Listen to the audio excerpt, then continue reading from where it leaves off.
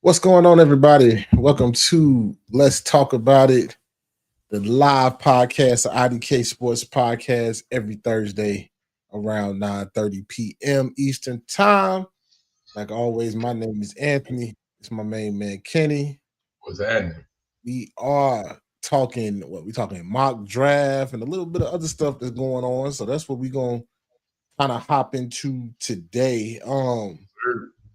Before we get to the draft, got a couple things that I think we should Uh-oh. give our takes on. Uh-oh. I think we should give our takes on.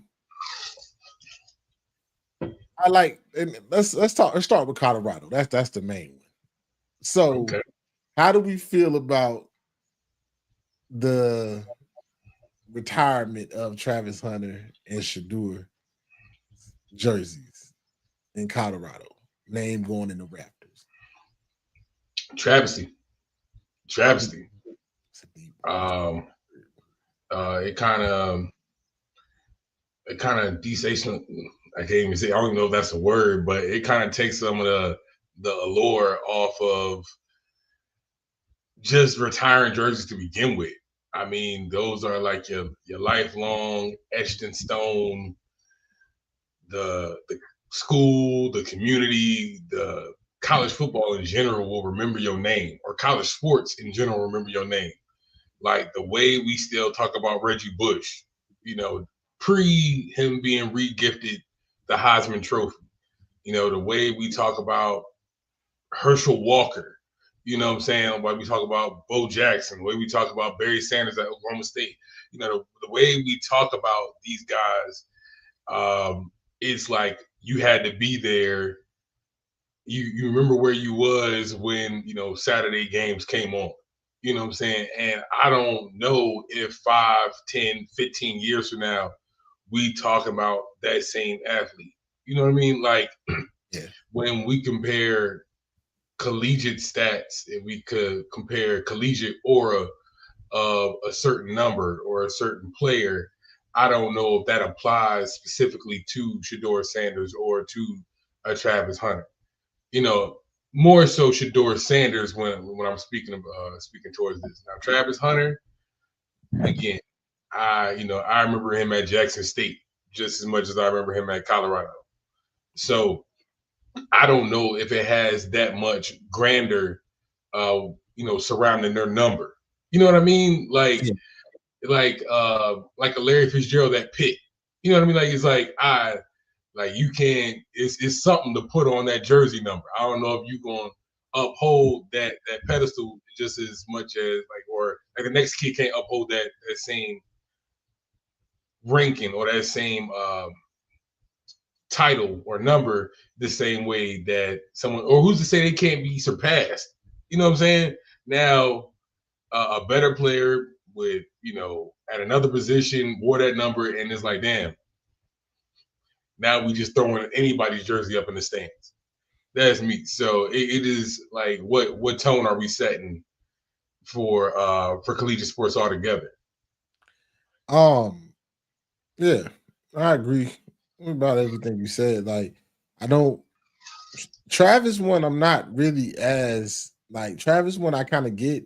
I mean, you haven't had many Heisman winners at Colorado. He won the Heisman, won a ton of awards while he was there that last year. I can get why you would want to retire Travis. Both of them, I think, is too early. Like you have it like right after college, like right after you gonna retire the number, like it ain't even set for a little while. You know what I'm saying? Mhm. Shadur's one I don't get. I don't know what standard you have for retiring jerseys, like at Colorado now, because like you didn't win the Pac-12 championship, you didn't win a Big 12 championship. Yeah, you're third in passing. Okay. Um, you didn't overly win, and we know that's the standard for quarterbacks, like that they win. Like it wasn't like something magical like how you saw with Lamar, or how you saw with Deshaun, or how you saw what like if we're going off of like If Shador's jersey can't get retired, then Cal McCord jersey should get retired at Syracuse. And Syracuse is not going to do that when he just reset all of Donovan McNabb season records. Yeah.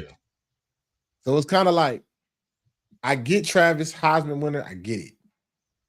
Kinda. But Shador, I don't know if he did enough. Like, he can go down as like a really good player, help turn Colorado around. But when you talk about jersey retire, that's held to a different esteem. You know what I'm saying? Like, that's held to the highest honor to like have your name in the stadium Raptors. You know what I'm saying? Or like all like in the names around the stadium. Like, you know what I'm saying? Like, did you have impact? Like, I remember when Julius Peppers was at Carolina. Like, did you have that type of impact? Mm-hmm. Did you have a Mario Williams impact? Like when he was at State?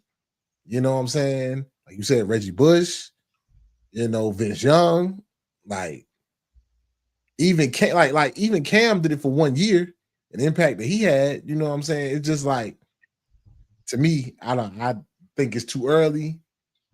I think it's like, I think the biggest atrocity is that Cordell Stewart's number ain't even retired, but Shador's number is about to be retired is crazy.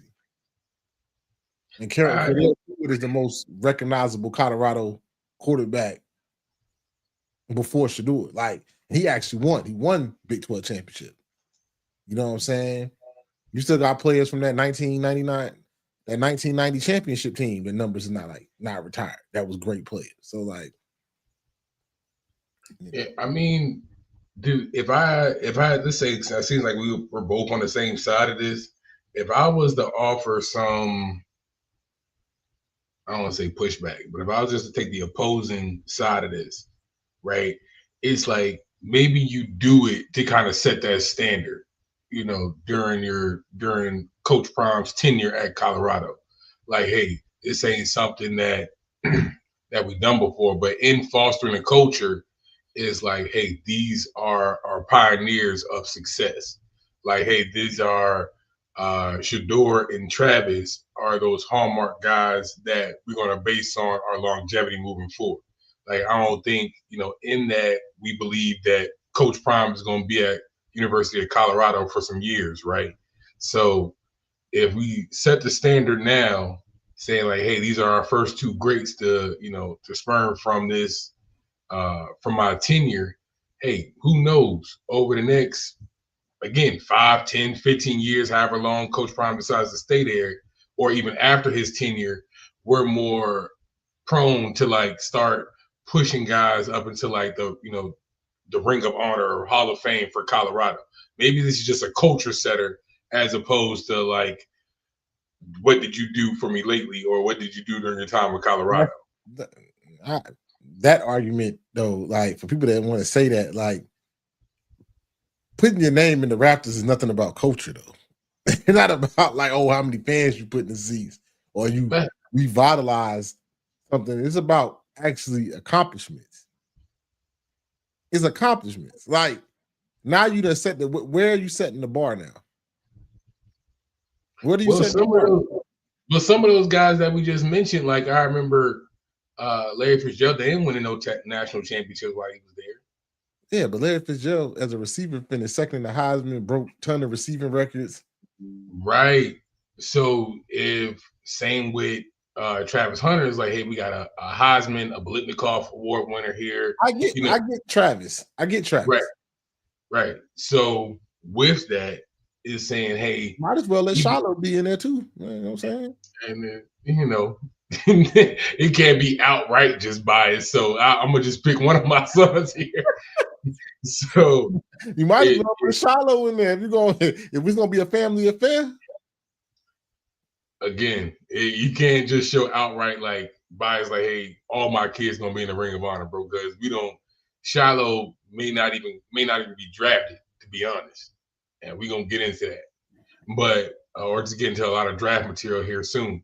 But as far as Shador and Travis, we know they're gonna get drafted. We know they're gonna pick between like round 1, round 2. You know what I'm saying? So at least what you did here was there are some crowd that say that they did do enough by Colorado standards, not by the field, but at least by Colorado standards, which who knows what their standards were before, and infusing this culture of greatness But and Hall of everybody Fame. want to act like Colorado in the 90s wasn't like that. Like they were. I mean, it wasn't like Colorado's never been good. They was really bad when he got there. Yeah. They were really bad. And they were bad that first year that Deion was there. And this year, they had everything in front of them, then got their ass kicked in the Alamo Bowl. You know what I'm saying? So like I said, Travis, I get it. He won a ton of awards. Probably had one of the single dual both sides of the ball season since Charles Woodson, probably. You know what I'm saying? Mhm. But like, what did you dominate? Was you like Ndamukong Suh when he was with was that Nebraska? Yeah. Like they didn't win, but like he was so dominant for 2 years, you can see why. Like he finished what, third in the Heisman voting? Mhm. You know, as a defensive tackle. Larry finished second in Heisman voting as a receiver. Mhm. You know, it's just like, were you even considered, like, you didn't even win an award? You was Big 12 Player of the Year, I guess. Was he? That was Travis. He was all Big 12. Like, I don't know. You know what I'm saying? But hey, man, shout out to nepotism, man. I get it, bro. Salute to it. You know, I'm saying, bro. Here's my last point, bro, is that we are now recruiting a class of kids that don't know nothing about the 90s. They don't know much about like the history of Colorado outside of what they see on their TV sets, on Saturdays. Mhm. So we know Coach Prime, we know Travis Hunter, we know Shedeur Sanders. So if the new quarterback this year come and win a Big 12 championship, he automatically should get his number retired then. Because he accomplished more. But he's not. So we already know how this is going. We already know where this is at. So that argument to me for that people want to make is that, the culture thing, blah, blah, blah. If the new guy come here and this team win a Big 12 championship and he put up nice stats, his number should be retired.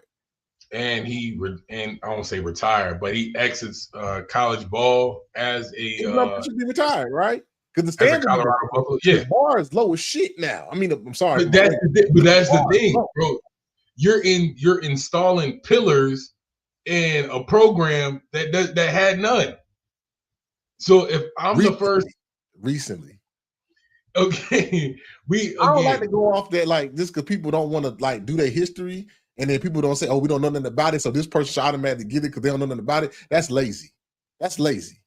Okay, but outside, I'm not saying that like you personally, but I get your argument, but that's lazy. Like you can't discount what cats did. Like that's like me going. That's like when I heard some cat talking about Florida State, talking about he never heard of Peter Warrick in college football. Then why are you covering college football, talking about college football?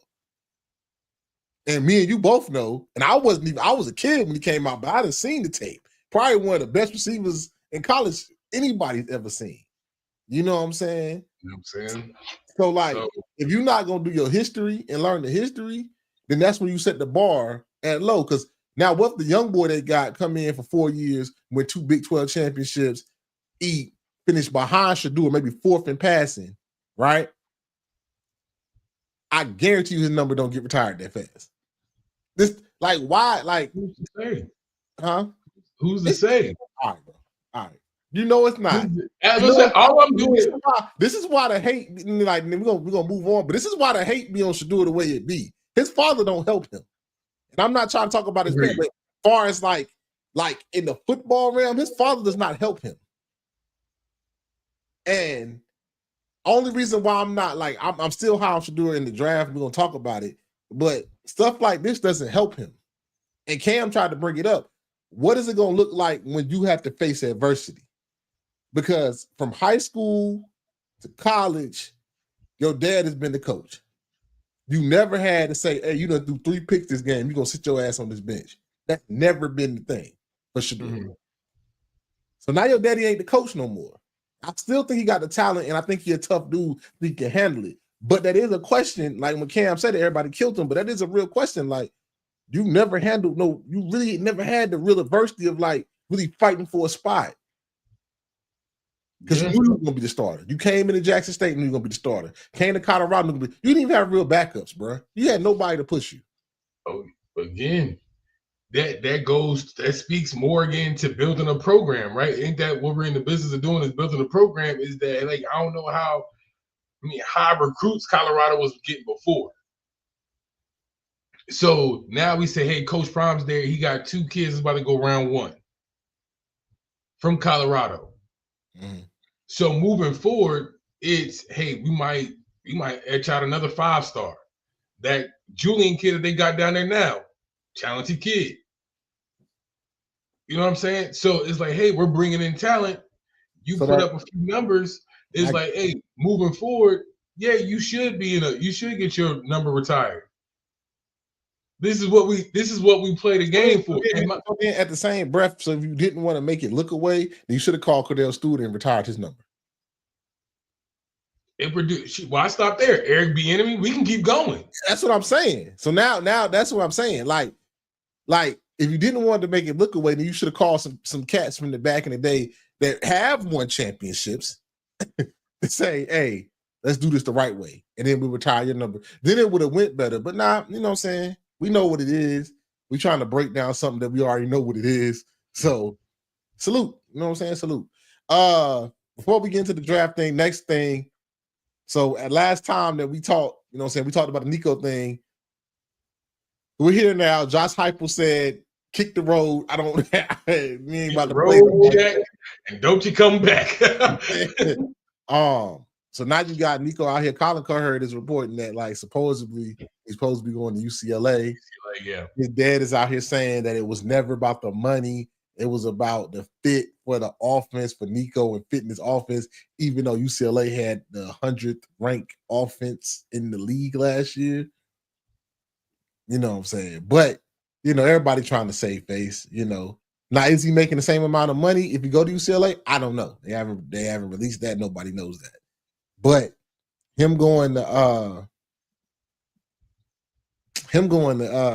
like, I don't know. The more I hear about it, it sounds worse. Like, I heard that, like, him and some other players didn't want to opt out from the playoff game because they wanted more money. That's crazy. Like, if you're gonna have a sentence, we're gonna have contracts, and y'all need to learn how to negotiate contracts. If you want a sentence for making the playoffs, you should have put it in the contract before the season started. You can't come now that we done got here talking about, oh yeah, I need this. Pro contracts already have a sentence for making playoffs, for winning awards, for being all NFL, all whatever this stuff. Like, I don't know who his representation is. I don't know what scheme his parents trying to do to get the money, get the bag, but it's not a good look, yo. It's not a good look. And if you really want the bag, like I said before, you should have entered the transfer portal right after the season and weighed your options. But don't, like, sit out of practice. Talk about now it's hearing that you might have set out a playoff game because you wanted more money. You trying to strong arm Tennessee. And we're talking about Tennessee. Tennessee got crazy fans that got lots of money and are willing to pay. The $4 million, ain't no problem. The $4 million ain't no problem. Ain't no problem. The $4 million is easy. That's easy money for them. Yeah. But, like, it's just crazy. Then I on another note, heard my man in Syracuse. One guy hit the portal because one of his receivers wanted $2 million. He said, let's get Jeremiah Smith. I ain't trying to hear that. And I'm with him. I'm all the way with him. Beautiful. Like, I saw that clip too. Beautifully handled. Like, $2 million? You want $2 million? Like, the number that these cats are asking for that ain't putting. Before, my take was, I was really talking about a cat that, like, was like middle of the road and might get $500,000 or $400,000. You know what I'm saying? Little, I mean, really nice money, really good money. But y'all cats, I actually asked for 2, 4, 1, 2, 2.5 mil.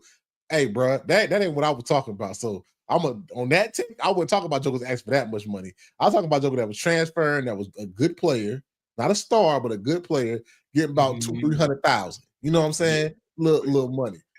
I ain't know these cats ask for money like that. This is my point, and this is what I was talking about all those weeks ago, though. This is my point. It's like, bro, what are we rewarding here? Like, the cat you talked about, Trevor Pena, bro was there for 5 years. He been in the program for 5 years, dog. You know what I mean? Like, we didn't start hearing about you, quote unquote, hearing about you until Kyle McCord got there. Yeah. You feel me? So you're now popping out the woodwork talking about I want $2 million. I'm with my bro. Jersey native, by the way. You know what I'm saying? I'm up with the coach. You like, bro, like, hey man, that's for the little homie out of Ohio State. You know what I'm saying? That's already showed improve as a freshman. Yeah. Bro, we don't know you like that at all. But to go back to your first point with Nico about who's structuring their deals and who's doing this, bro, there hasn't been a template yet. This is new. This is new at the collegiate level, at least. This is all new framework as far as what should be included in the deal. Should playoff games, whether you're in the national championship race or you're just doing dang, what am I getting at? Unless you're just doing like a hula bowl or a celebration bowl. If you're just doing off-site bowls outside of playing for the national championship, should they be counted in your deal? There's no structure for any of that. The awards you get at post regular season, like there's no structure for any of it. So what are these? Now you're relying on 18, 19, 20, 21-year-old kids to start inputting those points that should have already been there. Now, me personally, jumping back to Trevor Pena, all you're gonna do is see more and more of this. More of this. Yes, you will, because there's no structure. I agree with you. I'm just saying 2 million is like you ain't even like that. You're not that nice. These kids said they wanted jobs. When they said they wanted to get a paycheck, they signed up to get a job. And the moment they signed up to use their collegiate recreational sports and turn them into jobs and get paychecks for them, is the moment they also started pocket watching. Yeah. They said, hey, cat over in Ohio State or cat over there in Michigan, he's making this much, or he's going to ask for this much when he hit the portal. I want that much too. Yeah. That's all that happened. They don't decide nothing. They don't justify anything. So again, there's no structure for any of this. It's the Wild Wild West, bro. The NCAA didn't have nothing ready for what's happening now.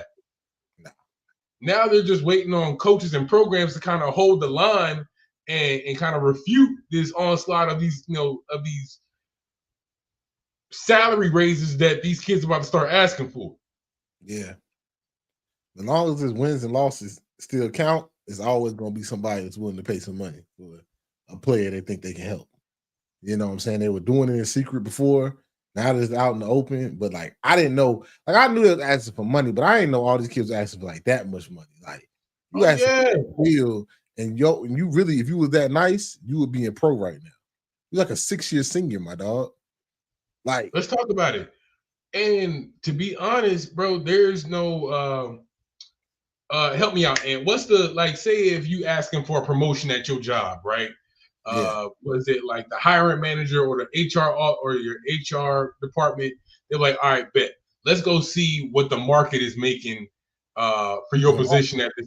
Like a market rate, yeah. Yeah, it was exactly. There's no market rate for what you should be asking for based on your statistical output. Yeah. You want to get paid like a first round, like you a guaranteed first round selection. Mm-hmm. That's not you, my boy. Hey, Nico. Yeah, you had a good year. You showing this as a draft prospect. You showing that you may go top 5, top 10. So yeah, this should slot you at this pay rate. You know what I mean? Like there should be some correlation to what the number you asking for, and there should be a salary cap on. But right now, there's none of that. So while I control the pen and I get to fill in the number on the paycheck, yeah, I'm asking for everything. It doesn't matter. None of this is real. We're playing video games here. None of this is real. I'm gonna just ask for whatever.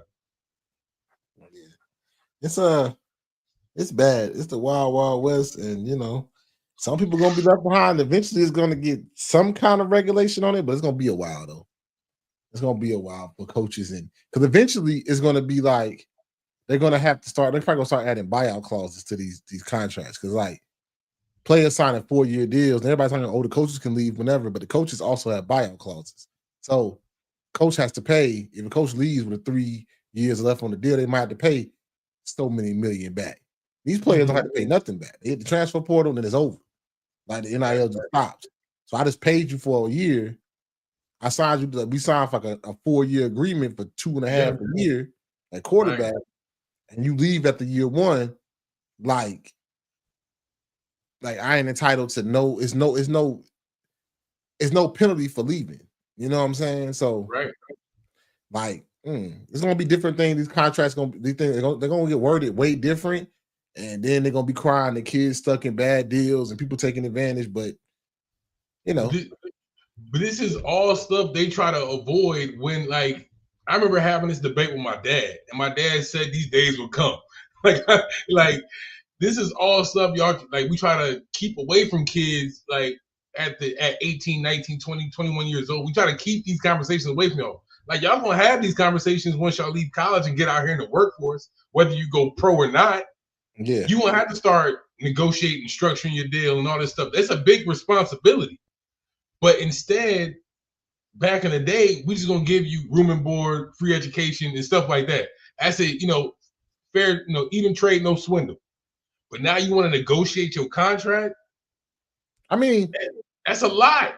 I think a lot just could have been avoided from this. The NCAA would have like started paying players a long time ago and set up like a revenue share or set up but hey, if you sign your name to some autographs, you can make money. Like they try to keep it too strict for too long. They was making billions off these kids and wasn't giving up no money.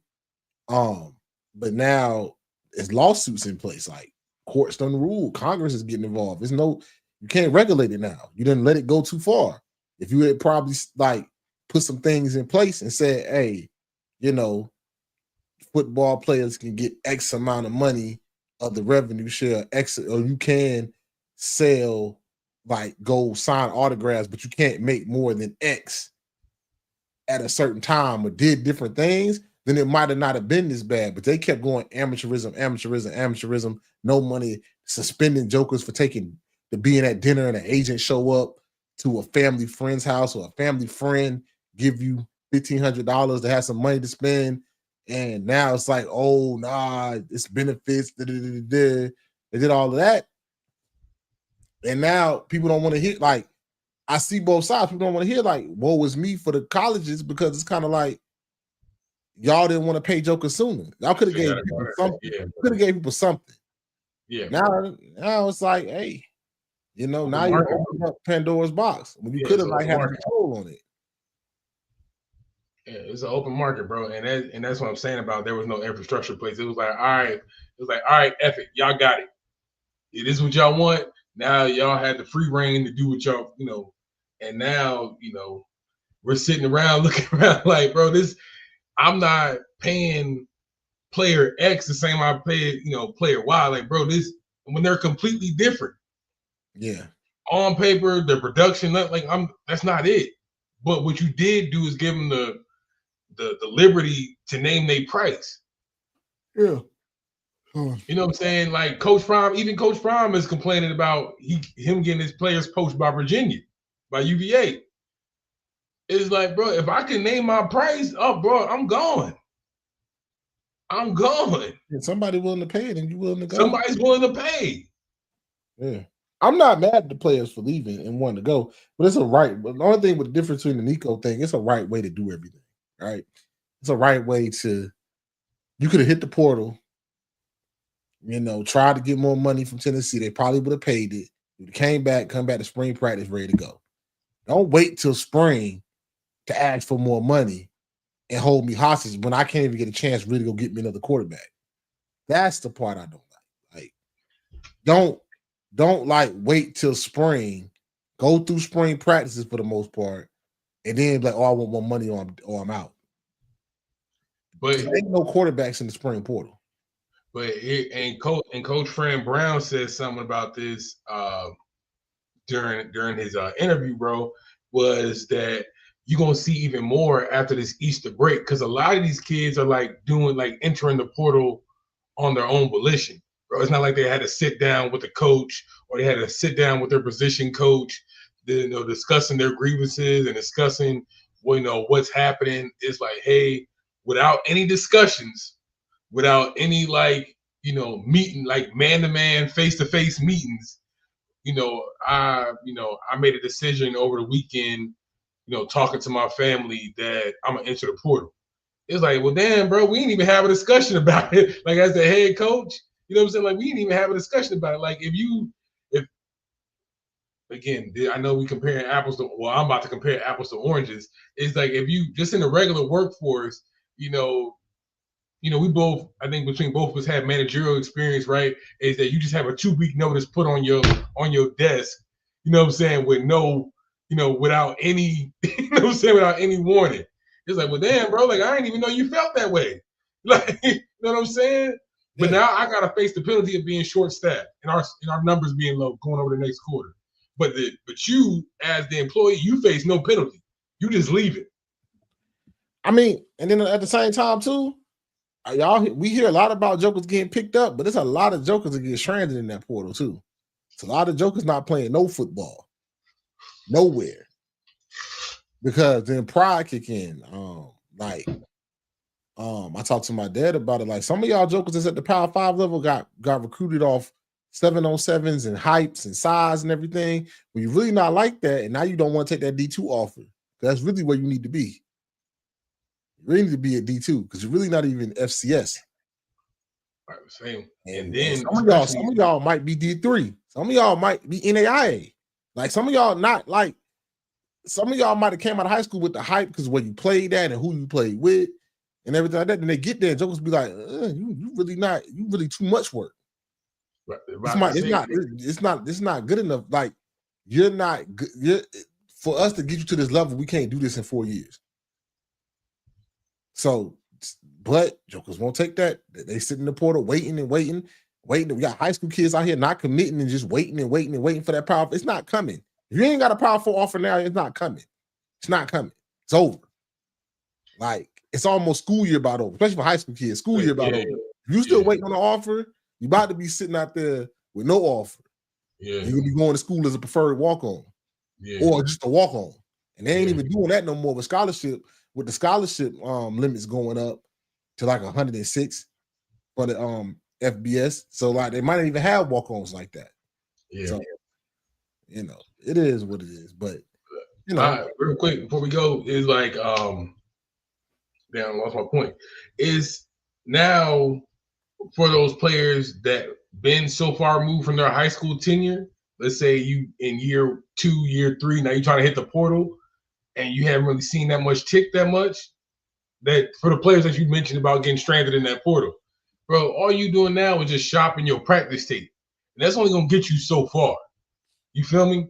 Like shopping around your practice tape, thinking like, well, I showed this in practice. Bro, we comparing that to live reps. And how much can that guarantee you a spot on the field come next, next fall? Yeah. So it's a lose-lose, man. You know what I'm saying? Betting on your talent, sure, that's all, that's the gamble every day you strap up. But there's other crops, and seems like there's other crops of players coming in every year. Yeah. So it's only gonna last so long, man. That way of thinking about it, that strategy is only gonna last so long. Yeah. So, shout out. You know what I'm saying? Good luck. Good luck to all y'all in the portal. Hope it works out for y'all. Hope to see you next fall.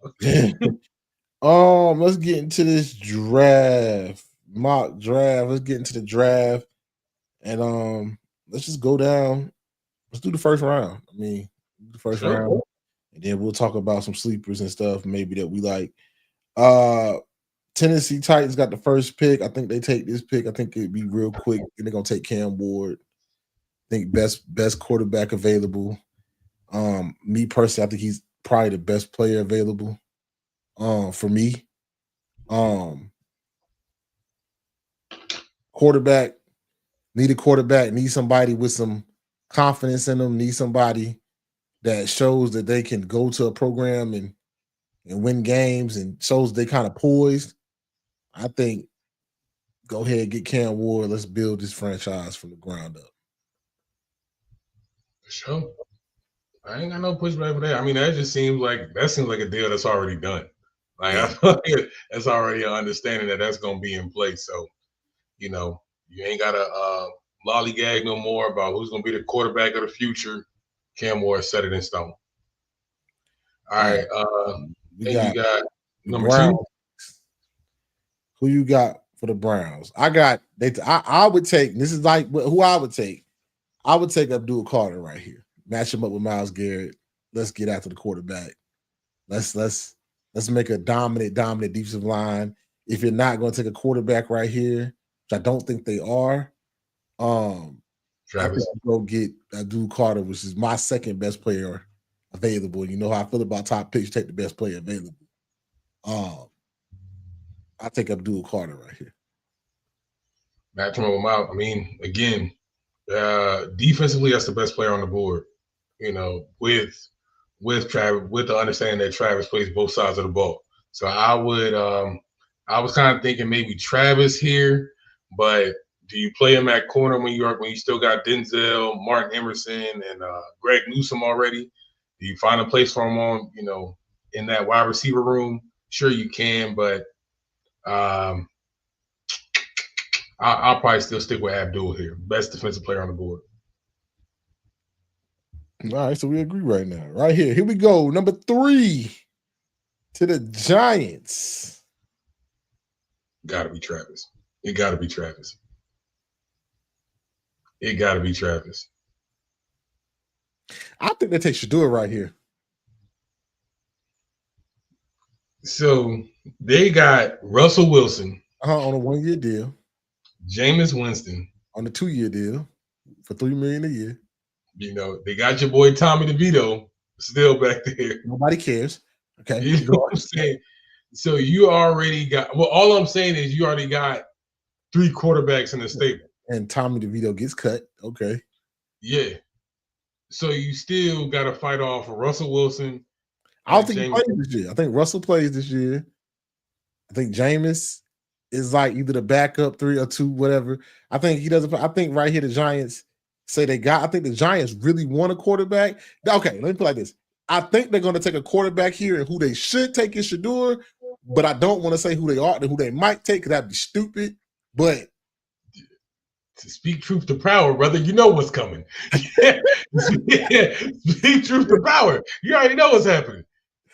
But I think especially if Abdul is off the board, if they're not sold on Travis being one or the other, they know they need a quarterback. They don't plan on Russell. They signed Russell to a 1-year deal, so that's not a long-term thing. They in the quarterback market, but they needed Russell because they got to save their jobs because they should have been fired this year. But no question. But I think you go Russell right here. I mean, not Russell. I think you go Shedeur right here. If they take a let me play that. They're gonna take a quarterback right here. I would take Shedeur, but they're probably gonna try to take Jackson Dart. But I think they take a quarterback right here. I think you always just commentate on your picks when we give my picks too. You can get your picks too. All right, yeah. Well, we can agree on the first 2, but number 3, this is Travis Hunter. This is Travis Hunter. At the end of the day, you can never. I feel like you should go with the best player available as opposed to a position of need. And will you feel more comfortable at the end of the day saying, "Hey, we got the most dynamic player in the draft," as opposed to picking a player you already on the fence of, I don't know if he's going to be our QB of the future. Yeah. You already said with signing Russell Wilson and signing Jameis Winston, you already put a QB quarterback room in place to develop whichever quarterback you end up picking in this draft. That's a developmental room already. Mm-hmm.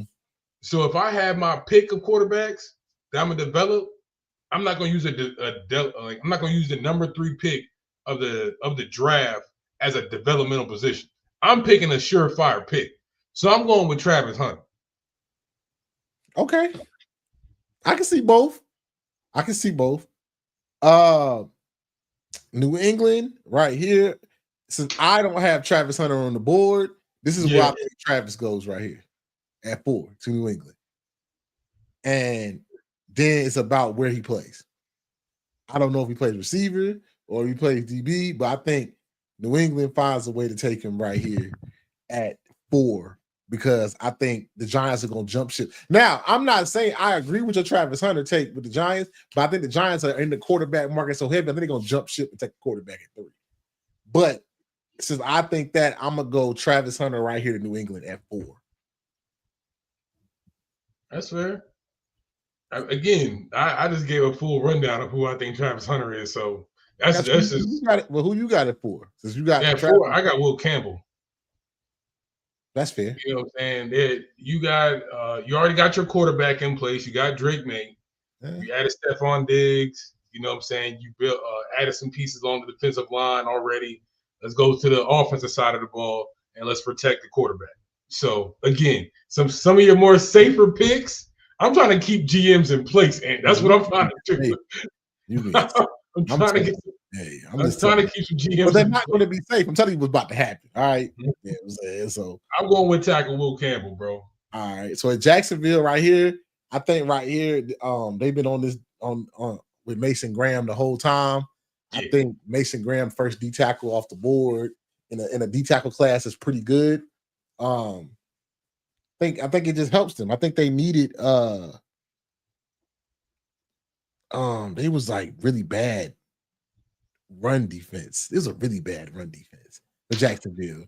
I think you add a Mason Graham, big athletic, can pass rush a little bit, but a big athletic guy in the middle does everything for you right there. Yeah, right. Again, this is one of those selections that is kind of already booked in stone, bro. Similar to Cam Ward. There's like a video clip right now with Mason Graham like practicing in a Jacksonville Jaguars t-shirt at this very moment online. So again, I'm going Mason Graham here too. Kind of fortify some of that run defense. And even probably add some elements to that pass rush too. I understand you got Trayvon Walker still. He's still developing. He was still a double-digit sack player last year, if I remember correctly. Yeah. Josh Hines is still out there. So, add some more teeth, add some more grit to that defensive line. Mason Graham. The Raiders, this pick right here, if it's not traded for, I think they do take Ashton Jeanty. I think they take the running back at 6. Losing Josh Jacobs hurt, and they need somebody to run the ball. And in that division, running the football keeps Patrick Mahomes off the field and gives you a chance to win. So they signed back Max Crosby. So they didn't sign Max Crosby. I thought they would be going defense right here, but I'm gonna say Ashton Jeanty right here with the Raiders. All right. I want to go Shedeur here. I haven't picked him on my draft yet. I want to go Shedeur right here. I'm not gonna lie. The Raiders, even though they re-signed Geno, they got Geno. I know they got Geno. I get it. They gave Geno good 3 years? Yeah. That's not gonna happen. It's not gonna happen. They need a player, bro. They need somebody. They need a fucking player, bro. What's Jeanty is a player? Huh? Jeanty is a player. Yeah, but I need somebody that's gonna keep the GM there. Oh, what the hell, man! I can't hold this 3.6 yards a carry last season, the lowest in the league. They need a running back. Josh Jacobs even hurt them bad. But that don't solve anything though. Like, same if I was to go to Terry McMillan right here, he doesn't solve their problems. They need a run game. They went and got a quarterback. They got some decent talent at receiver. They need a run game. They have no run game. They do. Because right now they got Raheem Mostert, Sincere McCormick. Yeah, Ashton Jeanty. Let's go Ashton Jeanty. This is where the Jets are next. This is where Will Campbell comes off the board for me because he hasn't been drafted on my draft board yet. This is where I think the Jets need offensive line help to protect Justin Fields, and I think you take probably the best offensive lineman off the board in many people's eyes. Mm-hmm. So this is where I go with the Jets. I think the Jets go offensive line, and this is where they go. Yeah, I'm going offensive line too, but I'm going Armand and Bow. You know what I'm saying? So we get some more help. All the same things that Ant just mentioned, but I ain't gonna force it. But there's some more offensive help from Missouri. Armand and Bow. All right, so then come my Panthers. I think we take an edge, but everybody said we're gonna take Jalen Walker. I think we take Shamar Stewart.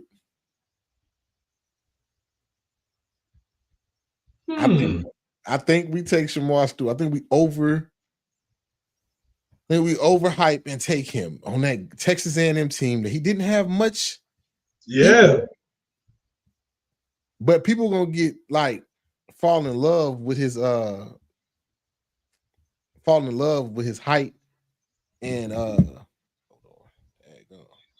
fall in love with the physical stature of him. You know what I'm saying? And he ran pretty good. I think this is like the first real surprise besides the Shedeur thing, that the Panthers jump ship and take Shamar Stewart over Jalen Walker. He the first rush in off the board. Yeah, and you reading my mind because I got Jalen Walker going here. You trying to get everybody keep their job, boy. Because it makes sense, bro. I mean, whether you want to use him as an edge rusher or you want to use him as an off-ball linebacker, he can fill both places. You know what I'm saying? There's spots on those rosters for both, or there's spots on those depth charts for both of those. So let him work. Find out what he's good at. Again, similar to Travis Hunter, give him one job. Give him one job to do, whether you want to play him off the ball or get after the quarterback. Yeah. Pick one, let him rock with it for a year and see what happens. Jalen Walker. All right. So this is what the 9th pick is with the New Orleans Saints. I think they do take quarterback. This is why I think Jackson Dart comes off the board. Supposed to come off the board. Well, not really supposed, but this is where Jackson Dart, if he's available, will come off the board. I think the Saints take a quarterback right now. And if Shedeur is not there, I think they'll take Jackson Dart. And he's there on my draft. So guess where he's going? He's going to New Orleans, baby. Down by the bayou. He's going to New Orleans. So, you know what I'm saying? You got Derek Carr. He beat up, they said his shoulder. I think it was like a shoulder that's still, he might have had a setback with that. Outside of that, you got Spencer Rattler. You got a beaten camp. Same thing with easy. Spencer Rattler played all right at the end of the year. Brother, I look at this the same way that what's your boy down there in Atlanta? Raheem looked at Kirk Cousins. Sorry, gang, but I'm rolling with Michael Penix. In this case, I'm rolling with Shedeur Sanders. Book it. And one of y'all gonna get this together. And you got a new head coach in your boy, Kellen Moore that you love so much. Yeah. You know what I'm saying? Yeah, let him pick his quarterback of the future. Shedeur Sanders. All right. So the Bears, this is where I'm torn with the Bears. I do like them taking the tight end from Penn State here. But I haven't, on my board, the O-lineman from Missouri hasn't been taken off the board yet. Mm-hmm. And I know they went and got O-line help, but it doesn't hurt to have get a young O-lineman in the rotation on either if you move them from the left to the right. You know what I'm saying? Mm-hmm. But Ben Johnson is there. He loved using Sam Laporta was a big part of that offense. I'm gonna say Tyler Warren goes right here. I'm gonna stick with that. The tight end, he goes right here at 10 to the Bears. Okay. See that. I think I might be starting an edge rusher. Like an edge rusher, like gang war right now. But I'm gonna go Michael Williams here to match up with Montez Sweat. I'm looking at their depth chart right now. Javon Dexter still there, good player. You know what I'm saying? They just got Grady Jarrett from the Falcons this year. So they got enough lead talent on that defensive line to where they can kind of take a flyer on Mikael Williams to close out the top 10. Mm-hmm. He has of course, we ain't got to get into his draft profile, but he has the physical traits. He has played at a high level during his time with Georgia. He does come with a championship pedigree. Yada, yada, yada, all that good stuff. Mikael Williams at 10. You can never go wrong with a defensive line. Sticking in the trenches, you can never go wrong. GM stay in place, baby. Pick 11. And what we got? This is where I got my old lineman from Missouri coming off the board right here. At the 49ers. Team getting older, got to get younger, got to pay Brock. I think you got to Trent Williams, angle. I mean, how many more years he got left? 37 this year. I think they go. I don't want to mess his name up, but you know what I'm talking about. The old lineman from Missouri. I think he comes off the board right here, 11. Yeah, I can feel that. Ooh-wee. I know where I'm going. Jahdae Barron, corner from Texas. They need another corner? Going from Texas. And right now they rolling with Ronaldo Green. Most standout player they got in that secondary right now is your boy Lenore, and he plays a slot. He's a nickel. You know what I'm saying? So fortify that secondary. You need some defensive help wherever you're going to get it, is what I'm trying to say. I got to win a couple ways, whether you go to the trenches, they're going to need some help there because they lost a lot of pieces. You can go linebacker if you want to. You can go help in all three levels of that defense. They need help. So let's start with the secondary. I'm going Jahdae Barron. He can play nickel, had reps at boundary corner this past year. Shit, fucked around one of Thorpe playing the boundary corner this year. So let's get the best corner. Well, not in my opinion, but we're gonna get the best corner on the board. I see that. Cowboys next. This is where people would say running back, but I think they go Matthew Golden here. Put somebody on the other side of CD. Good pick. Good pick. I think you go Matthew Golden here from Texas. Good receiver. Put on the other side of CD. It's a deep running back class. Go find your running back later. Maybe two. And I think they go get CD a running mate, so he don't have to be the only person that can get open. That's fair. I can't even knock that. Again, I go back to their team, see what they're missing. Outside of CD, bro, you ain't really hurting. You ain't really hitting on nothing. But lo and behold, guess who's not picked on my board yet? You guessed it, Ashton Jeanty. So Ashton Jeanty is landing in the Cowboys. He's going to restore the vibes, the Emmitt Smiths, the Ezekiel Elliott's. He's restoring the vibes, bro. You know what I'm saying? So you go back to well, if you just look around the NFC East, you got your boy Brian Robinson for the Commanders. Of course, you got Saquon. You know what I'm saying? Now you bring in Ashton Jeanty. Looking at like one of the most fearsome divisional, running back teams. You know what I'm saying? Get back to like ground and pound. And you got that trio back with CD, Dak, and Ashton Jeanty. Yeah. I can see that if Ashton's still on the board. I can see that. Still on the board. I can see that. 13. I think this pick from Miami, I think Will Johnson goes here, especially now that they're trying to trade Jalen Ramsey. Yeah. I think Will Johnson goes here. Mob CB1 on this board. Production. Can put him anywhere. I think he's gonna eat. I think Will Johnson goes to Miami. If they keep Jalen, he plays on the other side of Jalen. If not, he becomes a CB1 and really I think the best corner on the board. The best corner on the board. Yeah. So who you have for 12? This is Barron or Will Johnson? It's Will Johnson at 13. All right, okay, yeah, okay. Well, same. I got Will Johnson here too. I could have went safety here too. Right now ain't nothing too much to sneeze at after like that first and second level. You know what I mean? So defensive line is still pretty decent. They can use some help. Linebackers gonna need some help, but again, your biggest star, biggest contributor might be on the move to free up some of that cap.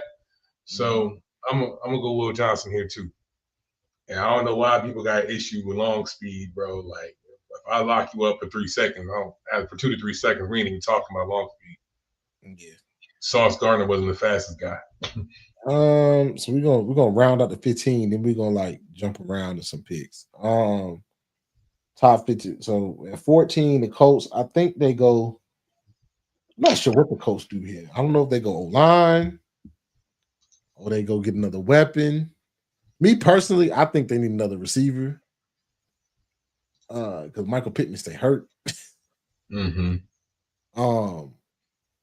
But I'm gonna just go with what Mel Kiper says. But they're gonna take the tight end from Michigan, get it up. I think he can block a little bit and more of a like block and receiving tight end. I think they take him right here. That's what I'm gonna go with. I'm not sure. That's what I'm gonna go with. You said Loveland? Yeah. Yeah. All right. Well, same vein, tight end. I'm going Tyler Warren. He's not. I haven't picked him yet in my draft. All the same thing. Versatile. Kind of restore those Dallas Clark vibes. I'm not saying he is, but similar vibes. I think having a running mate with Adonai Mitchell, Josh Downs, your boy Jonathan Taylor's still there. They can probably shape up into something, and be a decent defense. I don't know what you're gonna get out of Anthony Richardson this year, but he has the weapons and a group of talent that he can grow with. Yeah. Let's go round out the top 15. Falcons, I completely agree with what I'm seeing on a lot of other mock drafts. I think Mike Green goes here. I think that's a good defense, and you want to add somebody that did put up production. Like I said, with the rush ins, Shamar Stewart's probably the most athletic one. With Pierce, Mike Green put up the numbers. Yeah, then I think he had like 17 sacks last season. Production, and you're putting them on a team that's like in contending mode now to win the division. We can win the division, get in the playoffs. A defense is not a bad defense, not a great defense, but they weren't bad, like a middle of the road. I'm gonna add a guy that put up numbers right here, and I think Mike Green from Marshall helps them edge rush, can run defense too. They signed Leonard Floyd, so it gives you more depth. But I think you put him right here and get a cat that in college put up numbers. All right. I'm staying defensive line too, not Mike Green. I'm gonna go Shamar Stewart. He's versatile in the fact that they lost Grady Jarrett, as I mentioned earlier. He can kick into a 3-eye and he can play as a pure pass rusher too. And then he out there like with 6'4", 285. He has a versatile chest piece that can move up and down the defensive line. He has the talent. I don't know if it always going to accumulate to wins, to get into quarterback, but he will push the pocket at the very least, and he gets some youth on that line, on that defensive line. So Shamar Stewart at 15 for the Falcons. Yeah. All right, well, I'm gonna jump around to some other spots where I think some players go that I like. I think Denver gets I think the best running back in the class. Omarion Hampton goes to Denver. There you go. And off my thing. Omarion Hampton goes to Denver and helps Bo Nix and that team get more balance. Still gonna be running back by committee, but I think he gives you a little bit more big play, a little more out the passing game. It's all around back. He's my RB1, but not the consensus RB1. But I think Omarion Hampton at 20 going to Denver. I like that. Right here, at least for Denver, I know I had I can picture Colston Loveland there. He kind of had like that Jimmy Graham feel to his game. Just a little bit of a better blocker than Jimmy Graham was, but he can be a split out tight end. You know, doesn't have to be an inline tight end at the very least. Um, again, chess piece for what's your boy name, Sean Payton, to use. Again, you got something in Bo Nix, bro. If that's the hot hand for your offense, let it ride. And I don't see them hurting that much on defense to where it can, that they can still stick in the game. That even more so, their defense is probably even tougher this year with the additions of Greenlaw and Talanoa. So sticking back to the offense, Colston Loveland here for the Broncos. Okay, so let's look at some other stuff some people said. Texans, it looked like McMillan is gonna fall to the Texans as receiver. They got him Jigba going to the Chargers. I think he fits the narrative for your boy that's the coach now. He can block, he runs nice routes. And then the Texans need a receiver. The Tank probably gonna be gone this year too. You lost Stephon Diggs, you got Nico, and they saying McMillan falls here. How you feel about McMillan going 25th to Houston? I don't hate it. I would still mock a receiver here, whether it's him or your boy from Texas, Golden. Like you kind of replace some of that route running that Stephon gave you. So either one, I would hopefully is Matthew Golden if it was me. But yeah, they lost a lot with that last that injury bug last year with Stephon and Tank and with Tank being hurt moving into next year. Yeah, they're gonna need some help. Yeah, they're gonna need some help. So it's a couple of jokers. That I think are gonna be good day two guys. There's still some really good guys on the board. I think day two is when you see like guys like Kenneth Grant who play the side. Mason Graham, I think he's gonna go to somebody's team and make them better. I really like Jaden Higgins out of Iowa State. I got him higher. I think he might go first round. Some guys that might go first round, maybe if some things shake. Luther Burden was receiver number 1 all year long. So for some reason, Jokers and dropped him down to our like receiver number 4 or 5.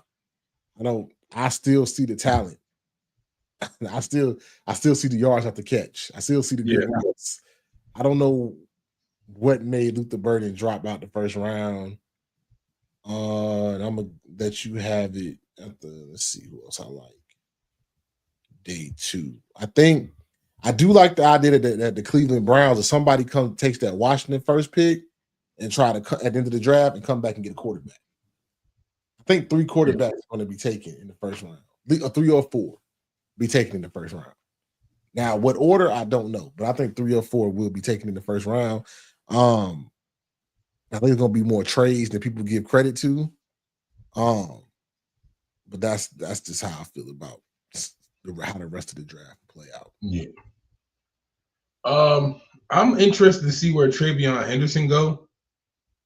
If I had 2 players that could possibly slip into day 2, it would be TreVeyon Henderson and I would want to say probably Jalen Milroe, even though I think somebody might come back into round 1 to pick him up. Yeah. I would want to see where that happens for those 2 players on offense. Now, as far as for defense, what's my boy's name? The linebacker from Bama. I can say his name. Oh, damn, I'm forgetting his name right now. Forgive me. But wherever he go, if he ends up like slipping to like the late 20s and messing around going to a playoff team, like if he ends up landing somewhere like the Rams for whatever reason, man, watch out. Watch out. They said they got y'all. Kuiper got y'all taking Jaheed Campbell with 30 seconds. Thank you. If he messes around with like a playoff team, bro, outside of, I'm still kind of confused that Emory Jones ain't higher on this draft board. The guard. I'm surprised. Senior Bowl. But he wasn't ducking no smoke though. Yeah, but also those were like he won some reps and he lost some reps too. But if you playing good talent, that's just gonna happen. But just to wrap up Jihad Campbell, bro, like if he slips up and goes to a playoff team, man, watch out. Watch out. I think his perfect fit would probably be the Rams, honestly. If you know what I'm saying, Jared Verse, Brandon Fisk already there. They found something in Cameron Kitchens last year. Him playing post safety. Now you fortify the middle of that defense, bro. Good night. Good night. Yeah. Travion Henderson, for those that missed a running back in that first round. Maybe the Bears. Let's see. Maybe the Patriots. I don't know. The Bengals. You know, like anybody who missed a running back in that first round, they're gonna win up.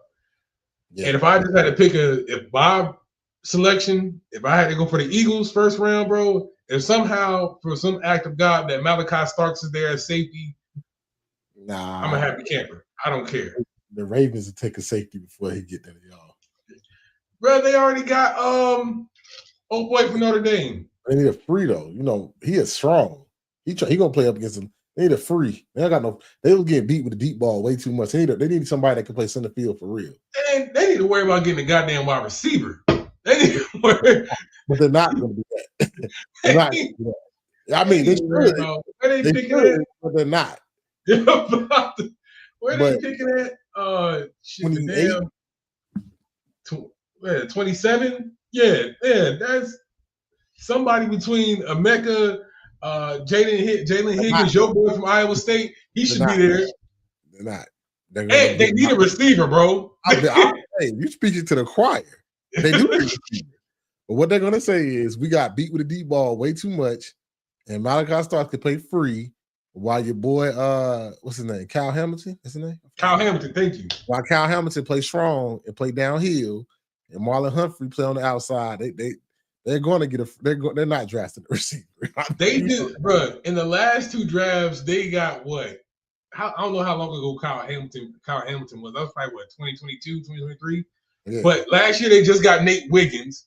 You know what I'm saying? You still got Marlon Humphrey. Mm-hmm. Bro, you keep getting secondary is stupid. It don't make sense. The Ravens, bro. And then they gonna go get Odell Beckham Jr. for free agency. Yeah. It doesn't work. It doesn't work. You've been rolling out the same recipe. It doesn't work. And then it's gonna be doesn't work. And it's gonna be Lamar's fault why they can't win the playoffs. But you know, I digress. You know. They pissing me off, bro. They pissing me off. Draft, you know, next Thursday is the draft. We will be up here on YouTube talking, see if our picks were right. Probably not, but you know, it's nice to try, you know, because Jackson Dart going number 3 to the Giants. I don't care what nobody says. Hey, y'all. If the Ravens don't pick a damn receiver, we ride at dawn. We ride at dawn. So, you know. But check us out every Thursday right here, 9:30-ish on YouTube. We'll be on here eventually, you know, don't clock us. But we'll be on here around 9:30, 9:45. We'll get professional one day. Mm-hmm. But no pod this Monday. We are taking a little break because everybody needs a little break in life. You know what I'm saying? Taking a little pause. So there's no pod this Monday. We do have plenty of good content on the YouTube page. Like, share, subscribe. Because this is your premier spot to talk sports with the average guys. My name is Anthony. It's my main man, Kenny. Until next time. Holla.